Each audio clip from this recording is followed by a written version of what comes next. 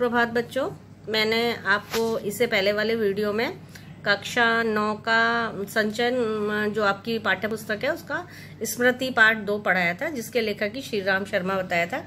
तो उसकी कहानी कुछ इस प्रकार से एक बार थोड़ा पुनरावृत्ति कर लेते हैं कि 1908 की बात है। लेखक ने उस समय की बात बताई है कि वो कहीं से आ रहे थे स्कूल से, तो घूमते फिरते आ रहे थे, तो उनके भाई साहब ने किसी से उनको बुलवाया तो वो डर गए दोनों भाई। उनके छोटे भाई भी उनके साथ थे और डरते डरते वो घर पे आए। तो भाई साहब, उन्हें लग रहा था कि भाई साहब उन्हें डांटेंगे या मारेंगे जो भी।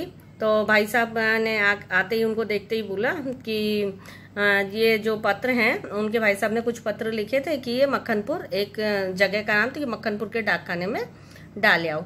अब वो दोनों भाई डाकखाने में डालने के लिए चल दिए। सर्दियों का तो टाइम ही था, तो बच्चे तो आपको पता है ना, खेलते कूदते जाते हैं। तो चिट्ठी तो उन्होंने रख ली अंदर, टोपी के अंदर रख ली थी, जो उन्होंने सिर पर टोपी लगा रखी थी उसमें रख ली। अब वहां पे एक जो कुआं था, उसमें गहरा कुआं था, उसमें सूखा पड़ा था, उसमें पानी नहीं था। तो उसमें क्या एक सांप रहता था। तो बच्चों को तो कुछ भी देखने की इच्छा होती रहती है ना हमेशा। तो और भी उनके जो दोस्त थे वो भी थोड़ा खेलते कूदते सब जा रहे थे।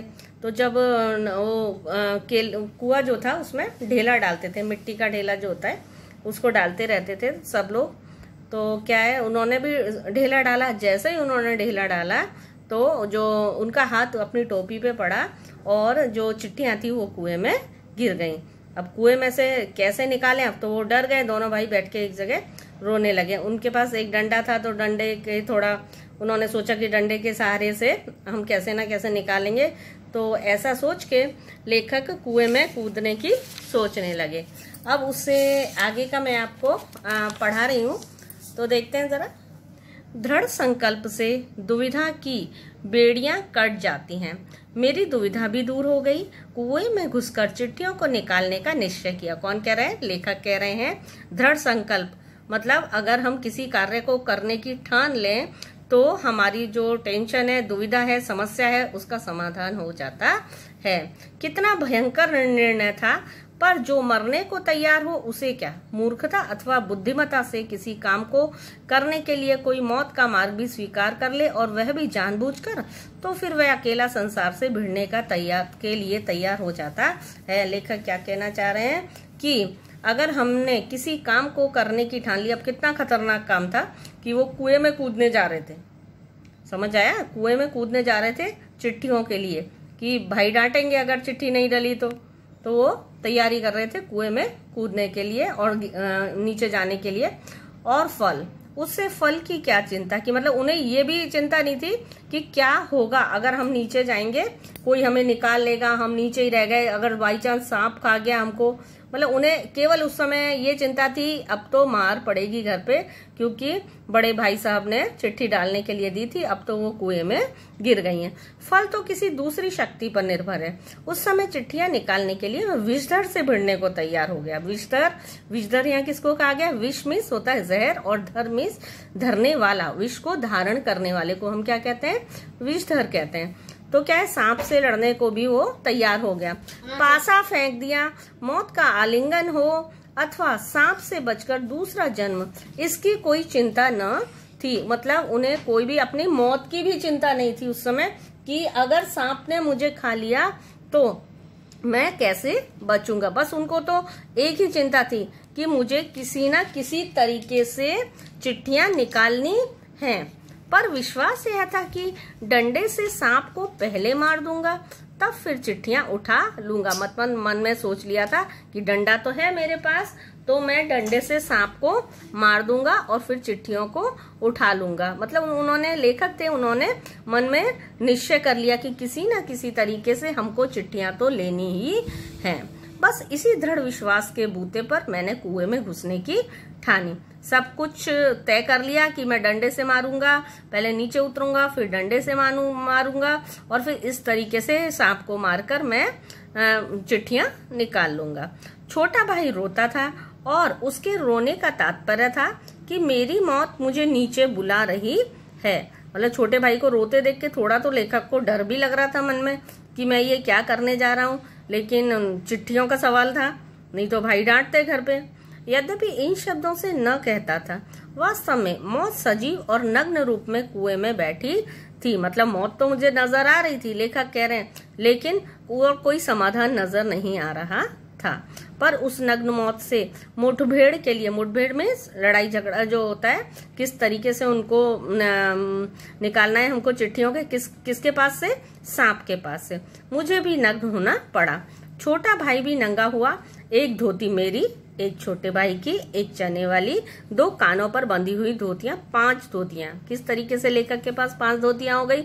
एक धोती तो हुई लेखक की, दूसरे हुई उनके छोटे भाई की 2 धोतियां, एक चने वाली जो माँ ने दिए थे ना चने, वो बांध रखे थे, वो धोती हो गई, और 2 कानों पे बंधी हुई थी। कानों पे क्यों बंधी हुई थी? क्योंकि सर्दी थी। एक छोटे भाई के कान पे बंधी हुई थी और एक लेखक के कान पर बंधी हुई थी। धोतियां, 5 धोतियां और कुछ रस्सी मिलाकर कुएं की गहराई के लिए काफी हुई। उन्होंने क्या किया? एक धोती को बांधा, उससे दूसरी को, दूसरी से को तीसरी से, तीसरी को चौथी से, और चौथी को 5वीं से, और थोड़ी बहुत वहां रस्सी पड़ी थी, तो सबको मिलाकर एक बड़ी रस्सी दोनों भाइयों ने बना ली। अब क्या किया दोनों ने? हम लोगों ने धोतियां एक दूसरे से बांध दी और खूब खींच कर आजमा लिया। आजमा लिया कैसे? गांठें कड़ी है या नहीं। जब हम किसी भी चीज को, ये रस्सी होती है, किसी को गांठ बांधते हैं तो खुलने का भी डर रहता है ना, तो उन्होंने भी क्या 5 धोतियों को बांध लिया और चेक भी कर लिया कि कहीं धोती खुल गई तो नीचे ही रह गए और सांप खा जाए, इसलिए अच्छे से चेक कर लिया कि अच्छे से गांठें बंधी हुई हैं या नहीं। अपनी ओर से कोई धोखे का काम ना रखा, कोई भी उन्होंने रिस्क नहीं रखी कि कहीं धोती खुल जाए और लेखक नीचे ही रह जाए। धोती के एक सिरे पर डंडा बांधा, डंडा तो उनके पास था ही पहले ही, और उसे कुएं में डाल दिया।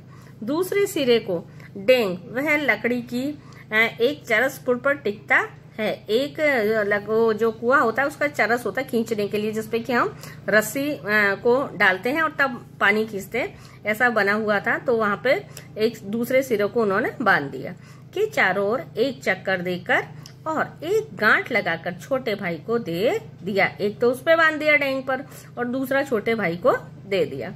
छोटा भाई केवल 8 वर्ष का था, इसलिए धोती को डेंग से कड़ी करके बांध दिया और तब उसे खूब मजबूती से पकड़ने के लिए कहा, और भाई को कह दिया, छोटे भाई को, कि अच्छे से पकड़ के रखना। अगर थोड़ा सा भी वो जो हमारी धोतियों की रस्सी है वो टूट गई तो नीचे ही सीधा जाना था। मतलब बहुत बड़ा खतरा उठा रहे थे। मैं कुएं में धोती के सहारे घुसने लगा। कौन? लेखक घुसने लगे। छोटा भाई रोने लगा, क्योंकि छोटे भाई को बहुत डर लग रहा था कि भाई कहीं नीचे चला गया तो फिर छोटे भाई को भी डांट पड़ेगी। मैंने उसे आश्वासन दिलाया, मतलब उसे विश्वास दिलाया, तसल्ली दिलाई। किसने? लेखक ने, कि मैं कुएं के नीचे पहुंचते ही सांप को मार दूंगा। अब बड़े भाई तो तसल्ली देंगे ना, छोटा भाई रो रहा था तो उसको थोड़ा तसल्ली दे रहे थे। और मेरा विश्वास भी ऐसा ही था कि किसी ना किसी तरीके से मैं सांप के पास से जो चिट्ठियां हैं उनको निकाल लाऊंगा। सबसे ज्यादा विश्वास किस पे था? डंडे पर, कि डंडे के सहारे से मैं निकाल लाऊंगा। कारण यह था कि इससे पहले मैंने अनेक सांप मारे थे, इसलिए कुएं में घुसते समय मुझे सांप का तनिक भी भय नहीं था। उसको मारना मैं बाएं हाथ का खेल समझता था। लेखक को थोड़ा अनुभव था सांप को मारने का, कि पहले समय में तो लोग बहादुर भी होते थे, तो डंडे के सहारे से ही उन्होंने कई सांप मार दिए थे। कि जंगल में से जाते थे पढ़ने के लिए, तो उन्हें आदत भी हो गई थी कि किस तरीके से जानवरों को उनको मारना होता है। कोई भी आ जाता था तो बहुत ज्यादा ऐसे डरते नहीं थे सांप से। तो इसी अपने ऊपर, इसी विश्वास के ऊपर उन्होंने नीचे जाना तय किया। किसमें? कुएं में जाने का तय किया। अब दोनों भाइयों ने बिल्कुल पक्का कर लिया था कि हमको किसी ना किसी तरीके से चिट्ठियों को निकालना है। आज मैं आपको बच्चों इतना ही समझा रही हूँ। नेक्स्ट जो वीडियो होगा, अगला वीडियो में मैं आपको आगे का पार्ट पढ़ाऊंगी। अच्छे से इस पार्ट को आपको पढ़ना है, समझने हैं। यहाँ तक की स्टोरी आपको अच्छे से समझ लेनी है, सारांश के रूप में समझ लेनी है। तो आपको अच्छे से ये कहानी, क्या ये घटना है लेखक के जीवन की, अच्छे से समझ में आएगी। तो आगे आपको फिर प्रश्नोत्तर भी अच्छे से समझ में आएंगे, अगर आप इस सारांश को समझ लेंगे तो। धन्यवाद।